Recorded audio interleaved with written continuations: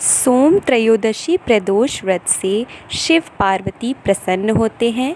व्रती के समस्त मनोरथ पूर्ण होते हैं। व्रत कथा। एक नगर में एक ब्राह्मणी रहती थी। उसके पति का स्वर्गवास हो गया था। उसका अब कोई आश्रयदाता नहीं था, इसलिए प्रातः होते ही वह अपने पुत्र के साथ भीख मांगने निकल पड़ती थी। भिक्षाटन से ही वह स्वयं व पुत्र का पेट पालती थी।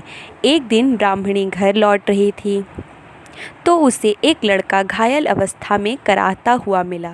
ब्राह्मणी दयावश उसे अपने घर ले आई। वह लड़का विदर्भ का राजकुमार था। शत्रु सैनिकों ने उसके राज्य पर आक्रमण कर उसके पिता को बंदी बना लिया था और राज्य पर नियंत्रण कर लिया था, इसलिए वह मारा मारा फिर रहा था।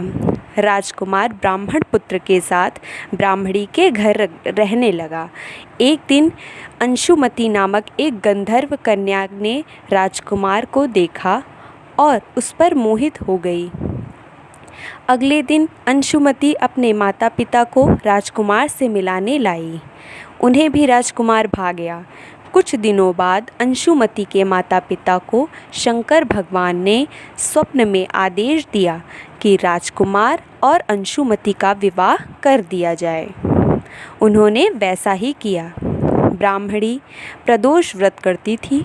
उसके व्रत के प्रभाव और गंधर्व राज की सेना की सहायता से राजकुमार ने विदर्भ से शत्रुओं को खदेड़ दिया और पिता के राज्य को पुनः प्राप्त कर आनंदपूर्वक रहने लगा। राजकुमार ने ब्राह्मण पुत्र को अपना प्रधानमंत्री बनाया।